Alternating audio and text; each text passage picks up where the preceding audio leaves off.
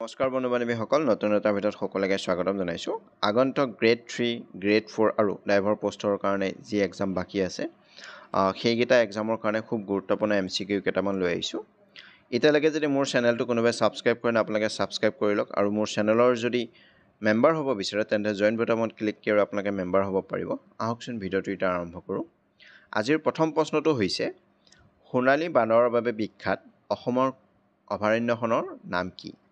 অপশ্যনকেইটা হৈছে গৰম পানী, পবিতৰা, চক্ৰশিলা আৰু লাওখোৱা। ইয়াৰ শুদ্ধ এনচাৰটো হ'ব অপশ্যন চি, চক্ৰশিলা অভয়াৰণ্য হৈছে সোণালী বান্দৰৰ বাবে বিখ্যাত। নেক্সট কুৱেশ্যনটো হ'ল গৰম পানী অভয়াৰণ্য অসমৰ কোনখন জিলাত অৱস্থিত?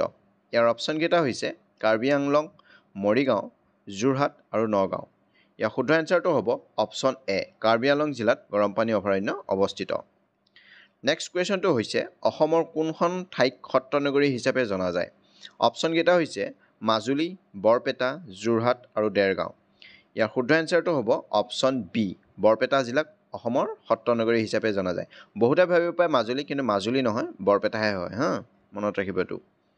ভাৰতৰ নাইটিংগেল বুলি কাক কোৱা হয়? অপশ্যনকেইটা হৈছে ইন্দিৰা গান্ধী, সৰোজিনী নাইডু, পাৰ্বতী প্ৰসাদ বৰুৱা, সুচিতা কৃপালানী। ইয়াৰ শুদ্ধ এনচাৰটো হ'ব অপশ্যন বি, সৰোজিনী নাইডুক ভাৰতৰ নাইটিংগেল বুলি কোৱা হয়। অসম মহিলা বিশ্ববিদ্যালয় কোন ঠাইত অৱস্থিত? অপশ্যনকেইটা হৈছে গুৱাহাটী, ডিব্ৰুগড়, যোৰহাট আৰু গোলাঘাট। ইয়াৰ শুদ্ধ এনচাৰটো হ'ব অপশ্যন চি, যোৰহাট জিলাত অসম মহিলা বিশ্ববিদ্যালয় অৱস্থিত। নেক্সট কুৱেশ্যনটো হ'ল মোৰ আপোনাৰ দেশ সংগীতটি কোনে সুৰাৰোপিত কৰিছিল? অপশ্যনকেইটা হৈছে কমলা প্ৰসাদ আগৰৱালা, মিত্ৰদেৱ মহন্ত, জ্যোতিপ্ৰসাদ আগৰৱালা আৰু ভূপেন হাজৰিকা। ইয়াৰ শুদ্ধ এনচাৰটো কি হ'ব? ইয়াৰ শুদ্ধ এনচাৰটো হ'ব অপশ্যন এ, কমলা প্ৰসাদ আগৰৱালাই মোৰ আপোনাৰ দেশ সংগীতটি সুৰাৰোপিত কৰিছিলে। নেক্সট কুৱেশ্যনটো হ'ল তৰাইনৰ দ্বিতীয় যুদ্ধ কিমান চনত সংঘটিত হৈছিল? ইয়াৰ অপশ্যনকেইটা হৈছে 1192, 1226, 1228 আৰু 1253। ইয়াৰ শুদ্ধ এনচাৰটো হ'ব অপশ্যন এ, 1192 চনত তৰাইনৰ দ্বিতীয় যুদ্ধ সংঘটিত হৈছিল। নেক্সট কুৱেশ্যনটো হ'ল উৰিষ্যাৰ ৰাজধানী চহৰ কি? অপশ্যনকেইটা হৈছে আগৰতলা, কলকাতা, ইটানগৰ আৰু ভুৱনেশ্বৰ। ইয়াৰ শুদ্ধ এনচাৰটো হ'ব অপশ্যন ডি, ভুৱনেশ্বৰ হৈছে উৰিষ্যাৰ ৰাজধানী। নেক্সট কুৱেশ্যনটো হ'ল লাল বাহাদুৰ শাস্ত্ৰীৰ সমাধিস্থলক কি বুলি জনা যায়? ইয়াৰ অপশ্যনকেইটা হৈছে ৰাজঘাট, বিজয়ঘাট, শক্তিস্থল আৰু শক্তিবন। ইয়াৰ শুদ্ধ এনচাৰটো কি হ'ব? ইয়াৰ শুদ্ধ এনচাৰটো হ'ব অপশ্যন বি, লাল বাহাদুৰ শাস্ত্ৰীৰ সমাধিস্থলক বিজয়ঘাট বুলি জনা যায়। ভাৰতৰ ক'ত ৰাষ্ট্ৰীয় পুথিভঁৰালটো অৱস্থিত? ইয়াৰ অপশ্যনকেইটা হৈছে কলকাতা, মুম্বাই, উত্তৰ প্ৰদেশ আৰু দিল্লী। ইয়াৰ শুদ্ধ এনচাৰটো হ'ব অপশ্যন এ, কলকাতাত ভাৰতৰ ৰাষ্ট্ৰীয় পুথিভঁৰালটো অৱস্থিত। নেক্সট কুৱেশ্যনটো হ'ল আগ্ৰা কোন নদীৰ পাৰত অৱস্থিত? ইয়াৰ অপশ্যনকেইটা হৈছে গংগা, যমুনা, কাবেৰী আৰু তাপ্তি। ইয়াৰ শুদ্ধ এনচাৰটো হ'ব অপশ্যন বি, যমুনা নদীৰ পাৰত আগ্ৰা অৱস্থিত। অমৰনাথ মন্দিৰ কোনখন ৰাজ্যত অৱস্থিত? অপশ্যনকেইটা হৈছে উত্তৰ প্ৰদেশ, ৰাজস্থান, জম্মু কাশ্মীৰ আৰু বিহাৰ। ইয়াৰ শুদ্ধ এনচাৰটো হ'ব অপশ্যন চি, জম্মু কাশ্মীৰত অমৰনাথ মন্দিৰ অৱস্থিত। নেক্সট কুৱেশ্যনটো হ'ল ভাৰতৰ লোকনায়ক বুলি কাক আখ্যা দিয়া হয়? ইয়াৰ অপশ্যনকেইটা হৈছে জয়প্ৰকাশ নাৰায়ণ, জৱাহৰলাল নেহৰু, ৰবীন্দ্ৰনাথ ঠাকুৰ, BR আম্বেদকাৰ। ইয়াৰ শুদ্ধ এনচাৰটো কি হ'ব? ইয়াৰ শুদ্ধ এনচাৰটো হ'ব অপশ্যন এ, জয়প্ৰকাশ নাৰায়ণক ভাৰতৰ লোকনায়ক বুলি আখ্যা দিয়া হয়। নেক্সট কুৱেশ্যনটো হ'ল এলাহাবাদ প্ৰশস্তি কোনে ৰচনা কৰিছিল? ইয়াৰ অপশ্যনকেইটা হৈছে আকবৰ, হুমায়ুন, হৰিসেন আৰু আবুল ফজল। ইয়াৰ শুদ্ধ এনচাৰটো হ'ব অপশ্যন চি, হৰিসেনে এলাহাবাদ প্ৰশস্তি ৰচনা কৰিছিল। নেক্সট কুৱেশ্যনটো হৈছে চমাংকান উৎসৱ কোন জনগোষ্ঠীয়ে পালন কৰে? ইয়াৰ অপশ্যনকেইটা হৈছে কাৰ্বিসকলে, চাহ জনগোষ্ঠীসকলে, গাৰোসকলে, আহোমসকলে। ইয়াৰ শুদ্ধ এনচাৰটো কি হ'ব? এইটো নিশ্চয় সকলোৱে জানিব লাগে, কাৰণ ইয়াৰ ওপৰত মই ধুনীয়াকৈ ভিডিঅ' বনোৱা হৈ আছে। এতিয়াও যদি কোনোবাই নাজানে তেনেহ'লে ভিডিঅ'ত চাই ল'ব, কোন জাতিয়ে কি কি উৎসৱ পালন কৰে গোটেইবিলাক ডিটেইলছত দিয়া আছে। আৰু এই প্ৰশ্নটোৰ শুদ্ধ এনচাৰটো হ'ব কাৰ্বিসকলে।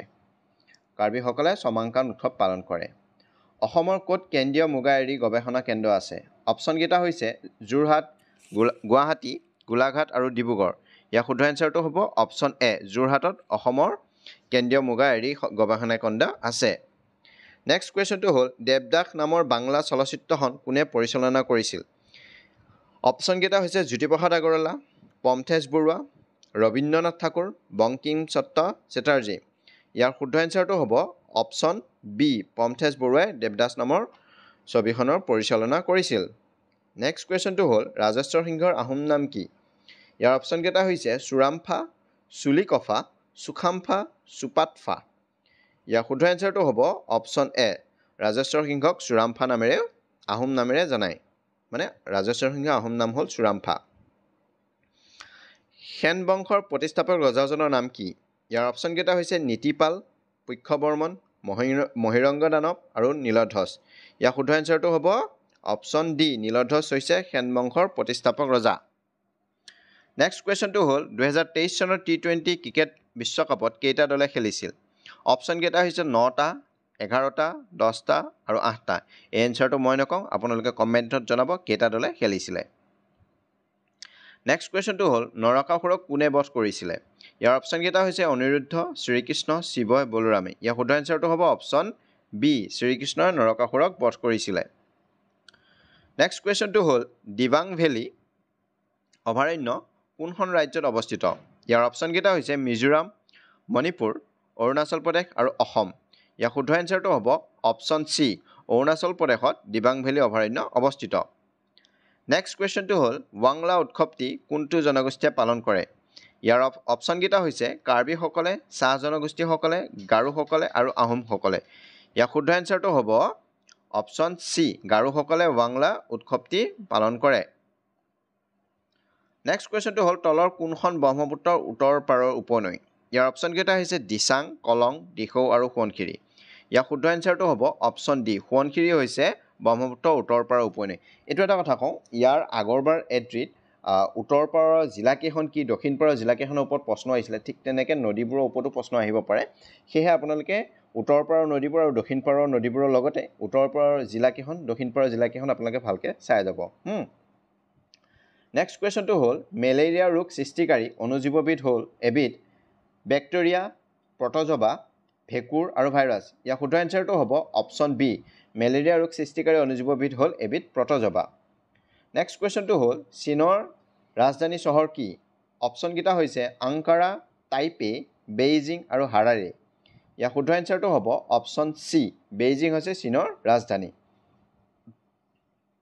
নেক্সট কুৱেশ্যনটো হ'ল ভাৰতৰ প্ৰথম মহিলা IPS বিষয়া কোন অপশ্যনকেইটা হৈছে কিৰণ বেদী সুচিতা কৃপলানী ৰাবৰী দেৱী উমা ভাৰতী এইটো এনচাৰ আপোনালোকে ক'ব মই নকওঁ কমেণ্টত ধুনীয়াকৈ জনাব আপোনালোকে নেক্সট কুৱেশ্যনটো হ'ল ভাৰতত প্ৰথম ৰঙীন টেলিভিছন সেৱা কেতিয়াৰ পৰা আৰম্ভ হয় ইয়াৰ অপশ্যনকেইটা হৈছে 1669 1672 1676 আৰু 1682 ইয়াৰ শুদ্ধ এনচাৰটো হ'ব অপশ্যন ডি 1682 চনৰ পৰা ভাৰতত প্ৰথম ৰঙীন টেলিভিছন সেৱা আৰম্ভ হৈছিলে লাষ্ট কুৱেশ্যনটো হৈছে নলিনীমলা দেৱীয়ে কোনখন গ্ৰন্থৰ বাবে সাহিত্য একাডেমী বঁটা লাভ কৰিছিলে ইয়াৰ অপশ্যনকেইটা হৈছে অলকানন্দা ভানুমতী মঞ্চলেখা সুদীৰ্ঘ দিন আৰু ঋতু ইয়াৰ শুদ্ধ এনচাৰটো হ'ব অপশ্যন এ অলকানন্দাখনৰ বাবে তেওঁ সাহিত্য একাডেমী বঁটা লাভ কৰিছিলে আজিলৈ ইমানেই আছিলে এইখিনি খুব গুৰুত্বপূৰ্ণ আপোনালোকে কিছুমান সহজ আৰু কিছুমান টান প্ৰশ্ন ইয়াত মই গোটেইখিনি মিলাই আনিছোঁ আৰু যিকেইটা এনচাৰ মই দিয়া নাই সেইকেইটা আপোনালোকে কমেণ্টত জনাব আৰু এতিয়ালৈকে যদি কি জাতিয়ে কি উৎসৱ পালন কৰে কাৰ্বি বড়ো ৰাভা আহোম কোচ কি উৎসৱ পালন কৰে সেইবোৰ যদি আপোনালোকে ভালকৈ নাজানে তেনেহ'লে তাৰ ওপৰত অলৰেডি মোৰ এটা ভিডিঅ' দিয়া হৈছে আপোনালোকে সেই ভিডিঅ'টো চাই ল'ব ধুনীয়াকৈ তেনেহ'লে গোটেইখিনি ডাউট আপোনালোকৰ মৰা যাব ভিডিঅ'টো ইমানেই আছিলে এতিয়ালৈকে যদি কোনোবাই চেনেলটো ছাবস্ক্ৰাইব কৰে ছাবস্ক্ৰাইব কৰি লওক ভিডিঅ'টো লাইক কৰিব আৰু শ্বেয়াৰ কৰিব নাপাহৰিব ধন্যবাদ